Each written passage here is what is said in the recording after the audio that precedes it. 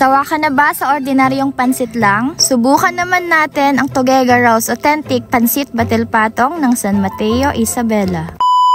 Hello mga mare, panibagong voice over vlog na naman tayo. And for today's video mga mare, ay samahan nyo naman kaming puntahan at itry nga itong nagtitrending ngayon na Toguega Rose Authentic Batil Patong na located nga dito sa may San Mateo, Isabela. At ito nga yung Grayson's Kainan mga mi na malapit lamang sa may Total Gasoline Station at ng Guanzon. Along the highway nga lang din to mga mare, kaya naman hindi ka mahihirapang hanapin tong pwesto nila. May kasabihan nga rin pala sila dito mga mare na kumain ka nga para makamove on. May mga signage nga rin pala dito mga mare at kailangan nga natin pumasok kasi nandun nga sa loob yung counter at yung main dining area. Since first time na namin magpunta dito mga mi, nagulat na nga lang din kami at sobrang daming tao. Maliban nga sa mga solo orders mga mare ay may mga bilao nga rin pala sila dito. At kung nakukulangan ka nga mga mare ay pwede ka nga mag-add-ons dito ng Mickey, egg, Shanghai at chicharon bulaklak. Sobrang bilis lang din talaga ng serving ng food dito mga mare at hindi ka nga mababagot kakahintay. Aside sa madami na nga ding vlogger ang nakapunta dito mga mare, ay free wifi nga rin pala dito. Pay as you order na nga rin pala dito mga mi, at since hindi nga namin kasama yung pambato namin sa kainan, dalawang overload na nga lang din yung in-order ko dito mga mi na worth 129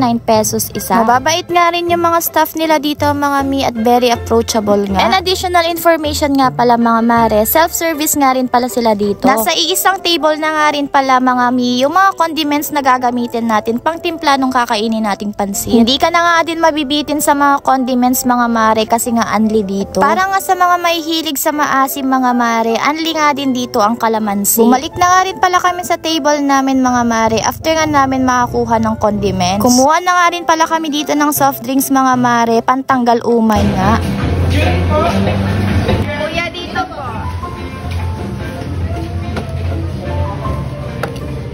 Siniserve nga rin pala nila yung mga pansit mga mare according nga dun sa binigay mong pangalan sa counter. Pagka-serve nga ng pansit mga mare, sinusunod nga kaagad nilang iserve yung sabaw. At totoo nga ang chismis mga zay. Ito nga talaga yung literal na toppings na may konting pansit. Dapat talaga mag-take ka ng losartan after mo kumain nito. Charis, putok-batok na naman ang mga ante. Kaya sa susunod mga mare, wag na kayo magtaka kung bakit nga tayo lumulobo. Deadman na lang din talaga sa pagandahan ng katawan mga mi, kasi ang importante, lagi tayong busog. Unang kagat, toppings lahat. At kung pagbabasehan mo nga pala yung serving mga mare, aakalain mo talaga na mabibitin ka dito. Pero based on our experience nga mga mare, ay sobrang dami nga rin pala talaga. Kaya naman napasyaron ko neta nga si Ate Milet kasi nga hindi niya naubos yung pagkain niya. Overall, 10 out of 10 nga dito mga mare, kaya naman subukan nyo na. Para ka rin talagang nagpansit sa Toguega raw mga mi kasi nga worth it ang pera mo dito. At ayun lang mga mare,